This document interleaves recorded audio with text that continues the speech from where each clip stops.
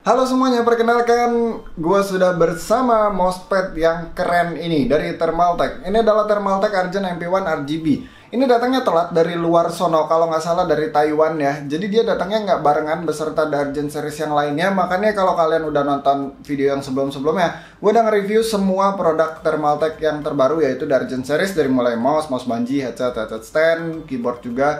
Dan ini dia mousepadnya akhirnya udah datang juga. Aduh, kena kancing. Jadi ini datangnya baru sekitaran awal bulan kemarin cuy, karena telat dari luar negeri sono, tapi nggak apa-apa, yang penting di review. Jadi kita langsung mulai aja reviewnya.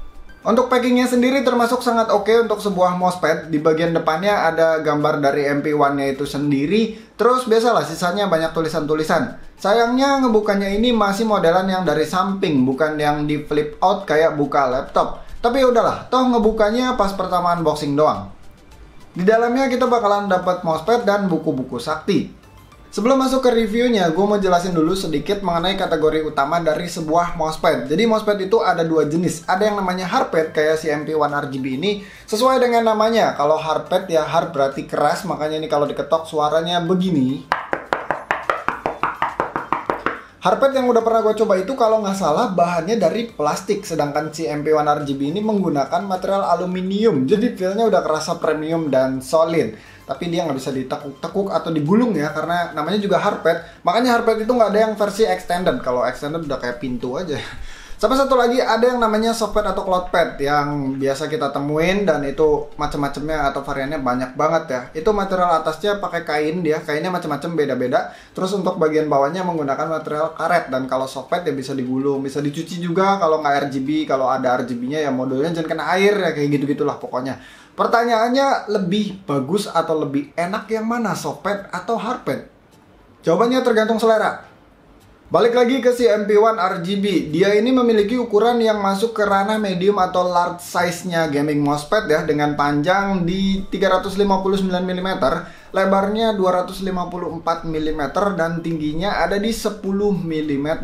Menurut gua ukurannya ini sangat amat pas, nggak kegedean dan nggak kekecilan. Karena pas tandem sama berbagai macam ukuran keyboard dia kerasa pas-pas aja. Tapi di sisi lain masih memiliki gliding surface yang menurut gua masih cukup untuk low DPI player.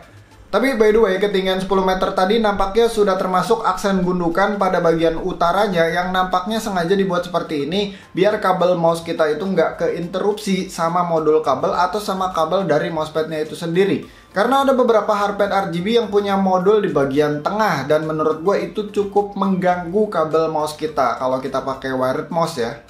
Sayangnya kabelnya ini tidak detach alias nggak bisa dilepas. Panjangnya standar mungkin sekitar 1,8 meteran tanpa sleeving, tapi kualitas karetnya ini udah bagus banget cuy. Mirip sama kabel bawaannya Argent MB1 RGB yang udah gue review. Dan untuk USB headernya pastinya menggunakan USB Type A.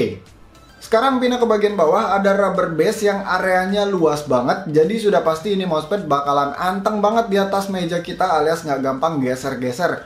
Apalagi beratnya yang mencapai 700 gram lebih. Wow. By the way, seperti namanya, MP1 RGB ini punya RGB underglow di bagian bawahnya lengkap dengan diffuser. Jadi urusan cahaya-cahayaan udah bagus banget, tajam tapi nggak nyolok ke mata. Sekarang mari kita lihat dulu mode-mode RGB apa aja yang ditawarkan oleh Thermaltake Argent MP1 RGB ini yang bisa dikontrol melalui software andalannya Thermaltake, yaitu TTI Tech Engine. By the way, bentar dulu. Di sini ada logo Thermaltake yang awalnya gue kira nyala-nyala, tapi ternyata tidak nyala-nyala. Seperti yang kalian lihat, ini mousepad udah nyolok ke PC gue. Belakangnya nyala, sampingnya nyala, tapi bagian logo Thermaltake-nya ini nggak nyala. Tapi udahlah, nggak apa-apa kok.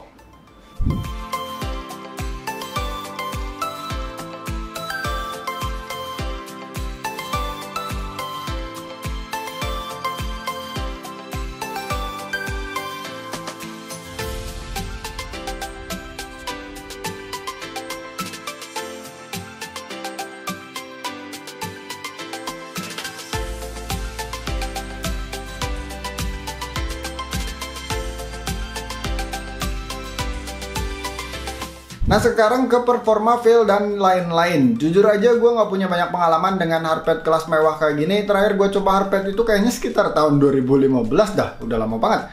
Awalnya gue kira surface-nya MP1 ini bakalan speed oriented banget alias bakalan licin selicin-licinnya sebuah mousepad. Ternyata gue salah. Dia punya surface yang cukup grainy, bahkan ini termasuk grainy banget. Jadi masih punya stopping power yang oke. Tapi buat kalian yang belum pernah cobain hardpad, pasti bakalan perlu adaptasi dulu karena feel-nya itu beneran beda banget kalau dibandingin sama softpad ataupun cloudpad. Dulu awal-awal gue cobain pakai hardpad pun ngerasa kaku banget karena permukaannya keras. Buat dipakai harian, terutama main game, rasanya asik-asik aja. Cuman gue nggak tahu seberapa ngefek ke mouse fit kita. Soalnya dengan permukaan yang keras gini, secara orang awam aja kayak gua bakalan nilai bahwa permukaannya si MP1 RGB ini bakalan lebih cepat mengkikis mouse fit kita. Tapi karena gua nggak bisa buktiin sendiri secara akurat, jadi ya entahlah. Yang jelas kalau kalian pakai di mouse yang punya fit dengan stopping power yang payah, di sini bakal kerasa cukup jinak. Padahal dari beberapa hardpad yang pernah gua coba ya jadi licin. Mungkin Thermaltake pengen balance antara speed dan control oriented di sebuah hardpad yang cantik ini. Oke, gue rasa reviewnya cukup dan untuk harganya pas gue cek di marketplace itu di sekitaran 950 ribuan. Dan kesimpulannya, harganya emang kerasa mahal, tapi sebenarnya kalau kita ngeliat dari barangnya, ya ini sesuai sama harganya sih. Desainnya bagus, build quality-nya juga oke, feel mewahnya berasa banget gara-gara menggunakan material aluminium, warnanya juga ganteng, ditambah lagi ada aksen RGB yang nggak main-main. Pertanyaannya, apakah Thermaltake Argent MP1 RGB ini benar-benar pure di-develop untuk kepentingan performa tinggi, tapi berani mengorbankan harga jual yang akhirnya tinggi juga? Jawabannya enggak.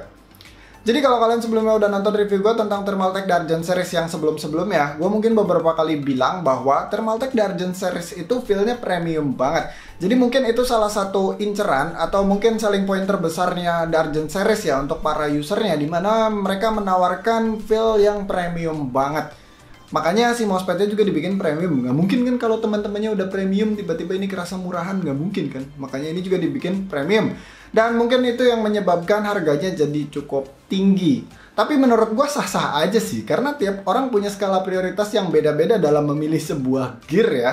Sama kayak orang beli mobil, ada yang cari kencang, ada yang cari irit, ada yang cari mewah, ada yang cari lega. Ya macam-macam. Jadi terlalu serius by the way. Segitu aja reviewnya, thank you udah nonton, sampai ketemu di video selanjutnya. Bye.